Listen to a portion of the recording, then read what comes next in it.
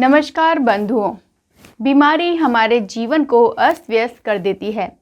बीमार पड़ने पर हम किसी भी कार्य को लेकर निराशाजनक महसूस करते हैं। यह केवल एक गंभीर बीमारी नहीं है, बल्कि मानसिक शांति को भी भंग कर सकता है। आज कई रोगी इस घातक स्थिति से पीड़ित हैं, जिसे कैंसर के नाम से जाना जाता है। महिलाओं में ऐसा ही एक हानिकारक कैंसर होता है, सर्वाइकल कैंसर। तो चलिए आज डॉक्टर मीनाक्षी जी से इसी विषय पर जानकारी प्राप्त करते हैं। सर्वाइकल कैंसर क्या होता है? सर्वाइकल कैंसर गर्भाशय के मुंह पर पाया जाने वाला कैंसर होता है। जो पूरा यूट्रस होता है, उसकी जो नीचे वाला भाग होता है, जो योनि में होता है, वो सर्विक्स कहलाता है और उसके कैंसर को हम सर्वाइकल कैंसर कहते हैं। सर्वाइकल कैंसर हमारे भारत में महिलाओं में पाया जाने वाला दूसरा सबसे कॉमन कैंसर है और अज्ञानतावश ये उस स्थिति में डायग्नोस होता है जब ये लाइलाज होता है, तो ये मौत का कारण भी होता है। तो इसलिए इसको बचाव ही इसका उपचार है। तो इसे किस स्टेज पर हम पहचाने कि हम उसका बचाव कर पाएं और क्या क्या बचाव है, उसके बारे में भी हम आज चर्चा करेंगे। सर्वाइकल कैंसर किससे होता है? ये ह्यूमन पैपिलोमा वायरस से होता है। एक वायरस है ह्यूमन पैपिलोमा, जो गर्भाशय के मुंह की जो डीएनए सेल्स होती हैं, सेल्स का जो डीएनए होता है, उसको प्रभावित करता है। और ये सेल्स जो होती हैं, कोशिकाएं होती हैं, ये बहुत ज्यादा बढ़ोतरी करने लगती हैं, मल्टीप्लाई हो जाती हैं। मल्टीप्लाई होती हैं, फिर इनका एक गांठ सी बन जाती है जिसे ट्यूमर कहते हैं। और कुछ समय बाद ये जो गांठ है, ट्यूमर, उससे टुकड़े अलग अलग होकर गिरने लगते हैं। तो ये होता है सर्वाइकल कैंसर। और ह्यूमन पेपिलोमा वायरस गर्भाशय में किसी भी टाइम एंट्री मार सकता है। उसके बाद ये लंबे समय तक शरीर में रहता है। जब महिला की इम्यूनिटी यानी उसकी प्रतिरक्षा प्रणाली कमजोर होती है, तब ये एक्टिव होकर कई बार कोशिकाओं को कैंसर में परिवर्तित कर देता है। इसके कारण क्या क्या होते हैं? इसके कारण में जो सेक्सुअल एक्टिविटी है वो सबसे कॉमन है। उसमें विभिन्न प्रकार की जो एसटीडी, सेक्सुअली ट्रांसमिटेड डिजीज होती हैं, वो इसका एक कारक होती हैं। पुअर हाइजीन या लो सोशियो इकोनॉमिक कंडीशन में भी ये ज्यादा होता है। तो और एब्नॉर्मल सेक्सुअल प्रैक्टिस जो होती है, मल्टीपल सेक्स पार्टनर्स जो होते हैं, वो सब इसका एक कारक होते हैं। इसके अलावा तंबाकू खाना, स्मोकिंग और पुअर हाइजीन और अर्ली सेक्सुअल एक्टिविटी स्टार्ट करना, ये सब एक कारण होते हैं जो सर्वाइकल कैंसर को बढ़ावा देते हैं। और उससे जेनाइटल जो ऑर्गन्स होते हैं, उनसे ये ह्यूमन पैपिलोमा वायरस एंटर कर जाता है। फिर काफी टाइम तक ये सुषुप्ता अवस्था में शरीर में रहता है और जब भी प्रतिरक्षा प्रणाली कमजोर होती है तो ये कैंसर में परिवर्तित हो जाता है। इसके उपाय क्या हैं? जैसे इसका स्क्रीनिंग टेस्ट होता है, पैप स्मीयर जिसे बोलते हैं। तो ये जो गर्भाशय के मुंह पे सफेद पानी होता है, उसको एक कांच की पट्टी पे फैलाते हैं और उसमें कोशिकाएं देखते हैं। तो दो प्रकार के कैंसर होते हैं, एक स्क्वैमस सेल कार्सिनोमा होता है, एक एडिनो कार्सिनोमा होता है। तो जब माइक्रोस्कोप में पैथोलॉजिस्ट देखते हैं तो उनको पता चल जाता है कि ये सेल्स एबनॉर्मल है और ये सेल्स आगे जाकर कैंसर सर्विक्स में परिवर्तित हो सकती हैं।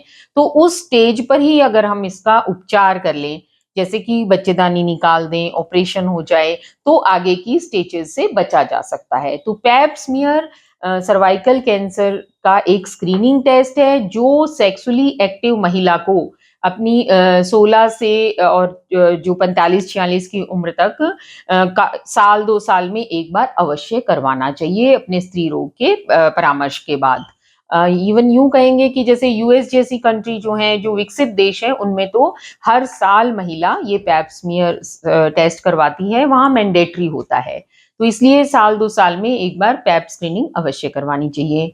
और आजकल हमारे भारत में आराम से सुगमता से इसकी वैक्सीन भी उपलब्ध है, जो ह्यूमन पैपिलोमा वायरस के अगेंस्ट होती है। ये सभी जब सेक्सुअल एक्टिविटी स्टार्ट करते हैं 15 से लेकर के 45 साल age, child bearing age group जो जिसे हम बोलते हैं, सेक्सुअली एक्टिव मेल फीमेल दोनों को लगवानी चाहिए, क्योंकि ये male human papilloma virus male में भी कई प्रकार के कैंसर, स्क्रोटल कैंसर या जेनाइटल ऑर्गन्स के कैंसर्स, ओरल कैंसर्स उसके लिए जिम्मेदार होता है। तो ये जो वैक्सीन है, और फीमेल में भी वल्वल कैंसर के, सर्वाइकल कैंसर के अलावा वल्वल कैंसर के लिए भी जिम्मेदार होती है। तो इसलिए मेल फीमेल जो भी सेक्सुअली एक्टिविटी स्टार्ट करते हैं 15 साल से लेकर और सेक्सुअली एक्टिव होते हैं 45 साल की उम्र तक, उनको अवश्य लगवानी चाहिए। तो स्क्रीनिंग टेस्ट और वैक्सीन इसके बचाव हैं। इनके लक्षण क्या-क्या होते हैं? तो देखिए, जैसे महिलाओं को इंटरकोर्स के बाद ब्लीडिंग होती है, या बीच-बीच में स्पॉटिंग होती है, हेवी वेजाइनल व्हाइट डिस्चार्ज होता है, स्मेल आती है, या फिर जैसे पेल्विक पेन होता है, तो उसमें अल्ट्रासाउंड करवाते हैं, या फिर जैसे हमें लगता है कि इस महिला को बहुत ज़्यादा वाटरी वेजाइनल डिस्चार्ज है, तो पैप स्क्रीनिंग टेस्ट करवाते हैं, तो डायग्नोज होता है। इसी प्रकार से रक्तस्राव मासिक धर्म के दौरान ज़्यादा होता है, तो अगर इस तरह की, या फिर पोस्ट मेनोपॉज़ल ब्लीडिंग होती है, पीरियड्स एक बार चले गए 35, 40, 45 के बाद महिला साल भर तक पीरियड नहीं आया, उसके बाद कहती है कि मुझे अचानक से ब्लीडिंग हुई है, तो एग्ज़ामिनेशन से हम इसका डायग्नोसिस करते हैं। तो डायग्नोसिस में हमारे पास एग्ज़ामिनेशन है, उसके अलावा पैप स्क्रीनिंग टेस्ट है, और फिर उसके बाद जब पता चल जाता है, तो कोल्पोस्कोपी भी एक इसका एडवांस डायग्नोस्टिक टेक्नीक है। तो अगर पैप स्मीयर में हमें लगता है गड़बड़ आई है, तो फिर कोल्पोस्कोपी करते हैं। कोल्पोस्कोपी एक उपकरण होता है, उसके द्वारा जो सर्विक्स का मुंह होता है, उसकी कोशिकाओं को स्टेन लगाकर देखा जाता है, और उसमें भी अगर हमें डाउट लगता है, तो फिर बायोप्सी करवाई जाती है। तो बायोप्सी भी इतना कोई ऐसा प्रोसेस नहीं है कि जिससे आम महिलाएं डरें। अगर मान लो पैप्स में कुछ एब्नॉर्मलिटी आई है, तो उनको बायोप्सी अवश्य करवानी चाहिए, ताकि अर्ली स्टेज पे पता चल जाए और उसका निवारण हो जाए। देखिए, कैंसर कोई ऐसी भयावह बीमारी नहीं है कि कैंसर हो गया तो हमें मृत्यु निश्चित ही है, ऐसा नहीं है। उसका अर्ली स्टेज पे डायग्नोसिस और उसका ट्रीटमेंट, ये 2 की पॉइंट्स हैं जो कैंसर से हमें बचाते हैं। तो अगर अर्ली डायग्नोसिस हो जाएगा, तो हम ट्रीटमेंट करेंगे। अब ट्रीटमेंट में हमारे पास क्या-क्या आता है? सर्वाइकल कैंसर के ट्रीटमेंट में बच्चे ऑपरेटिव ट्रीटमेंट है, जैसे बच्चेदानी निकालना, ऑपरेशन हो जाए, या फिर अगर वो किस पे डिपेंड करेगा, वो स्टेज पे डिपेंड करेगा। अगर अर्ली स्टेज है, तो ऑपरेटिव ट्रीटमेंट से ये आराम से क्योर हो सकता है। पर अगर स्टेज बहुत एडवांस है, तो फिर रेडियोथेरेपी, कीमोथेरेपी। पर ज़्यादातर महिलाएँ जो हैं, वो अज्ञानतावश, या यूँ कह लीजिए कि जो स्वास्थ्य सेवाओं की पहुँच उन तक नहीं है, तो वो बहुत लेट स्टेज पे आती हैं। तो कीमोथेरेपी, रेडियोथेरेपी, ये इसके ऑप्शंस बचते हैं। और सभी मेडिकल कॉलेज लेवल पे इन चीज़ों की बहुत अच्छी सुविधाएँ हैं, तो उनका जो भी वृद्ध महिलाएँ अगर इस तरह की बीमारी से ग्रसित होती हैं, तो घरवालों को भी ये चाहिए कि उन्हें वहाँ तक लेके जाएँ और उनका इलाज कराएँ, ताकि उनकी जितना जीवन, अगर कैंसर तो हो गया, लेकिन जितना जीवन बचा है उसको वो सुखपूर्वक पेनलेस जिसे कहते हैं ना, दर्द रहित जीवन वो जी सकें। और उससे पहले का जो मैंने आपको बताया, बचाव ही उपचार है, तो उसके लिए हमारे पास वैक्सीन्स आती हैं और स्क्रीनिंग टेस्ट होता है। तो ये एक ऐसा कैंसर है जो महिलाओं में आमतौर पर बहुत लेट स्टेज पे डायग्नोस होता है। तो अगर हम ये बचाव और वैक्सीन यूज़ करेंगे, तो बहुत जल्दी उसका पता चल सकता है, या नहीं हो वैक्सीन से, और अगर जल्दी पता चल जाता है, तो उसका उपचार जल्दी हो जाए। इनमें ट्रीटमेंट क्या करते हैं? सर्वाइकल कैंसर के ट्रीटमेंट में बच्चे ऑपरेटिव ट्रीटमेंट है, जैसे बच्चेदानी निकालना, ऑपरेशन हो जाए, या फिर अगर वो किस पे डिपेंड करेगा, वो स्टेज पे डिपेंड करेगा। अगर अर्ली स्टेज है, तो ऑपरेटिव ट्रीटमेंट से ये आराम से क्योर हो सकता है।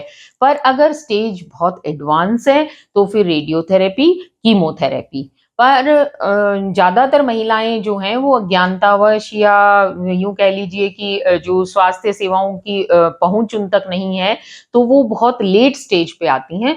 तो कीमोथेरेपी, रेडियोथेरेपी, ये इसके ऑप्शंस बचते हैं। और सभी मेडिकल कॉलेज लेवल पे इन चीज़ों की बहुत अच्छी सुविधाएँ हैं, तो उनका जो भी वृद्ध महिलाएँ अगर इस तरह की बीमारी से ग्रसित होती हैं, तो घरवालों को भी ये चाहिए कि उन्हें वहाँ तक लेके जाएँ और उनका इलाज कराएँ, ताकि उनकी जितना जीवन, अगर कैंसर तो हो गया, लेकिन जितना जीवन बचा है उसको वो सुखपूर्वक पेनलेस जिसे कहते हैं ना, दर्द रहित जीवन वो जी सकें। और उससे पहले का जो मैंने आपको बताया बचाव ही उपचार है, तो उसके लिए हमारे पास वैक्सीन्स आती हैं और स्क्रीनिंग टेस्ट होता है। तो ये एक ऐसा कैंसर है जो महिलाओं में आमतौर पर बहुत लेट स्टेज पे डायग्नोज होता है, तो अगर हम ये बचाव और वैक्सीन यूज़ करेंगे तो बहुत जल्दी उसका पता चल सकता है या नहीं हो वैक्सीन से, और अगर जल्दी पता चल जाता है तो उसका उपचार जल्दी हो जाए। और कौन-कौन सी चीज़ें हैं जिनको हमें अवॉइड करना चाहिए? हमें क्या क्या अवॉइड करना चाहिए? उसमें तंबाकू है, तंबाकू का सेवन है, और जो भी प्रिज़र्व्ड फूड वगैरह, जो भी रेडिएशंस हैं, उनसे दूर रहना चाहिए, और सेक्सुअल जो मल्टीपल सेक्सुअल पार्टनर वाली प्रैक्टिस है, उसको अवॉइड करना चाहिए। हाइजीन, साफ-सफाई, जननांगों के जो साफ-सफाई है, उसका विशेष ध्यान रखना चाहिए। या फिर अदर सेक्सुअल डिज़ीज़ हैं, जैसे ट्रांसमिटेड डिज़ीज़ हैं, जैसे एड्स है, या फिर जैसे क्लेमाइडिया, ट्राकोमोनासिस, इनका ट्रीटमेंट ज़रूर होना चाहिए। सिफिलिस है, तो इनमें भी क्या होता है, कैंसर सर्विक्स की संभावना बहुत ज़्यादा होती है। पेल्विक इन्फ्लेमेटरी डिजीज़ है, बहुत ज़्यादा वेजाइनल डिस्चार्ज होता है, तो उसका टाइमली ट्रीटमेंट करवाना चाहिए, ताकि इस तरह की बीमारियों से लड़ सकें और न हो पाएँ, और अपनी जो रोग प्रतिरोधक क्षमता है, जो इम्यूनिटी सिस्टम है, उसको मजबूत रखना चाहिए। तो आज आप लोगों ने डॉक्टर मीनाक्षी जी से सर्वाइकल कैंसर के बारे में जाना। ऐसी और जानकारियों को देखने के लिए हमारे चैनल को सब्सक्राइब करें, जिससे आप आने वाली हर बीमारी से सतर्क रहें, और साथ ही लाइक, शेयर, कमेंट करना ना भूलें। तो चलिए, अगले शुक्रवार फिर से मुलाकात होगी। तब तक के लिए दीपिका को दीजिए इजाज़त।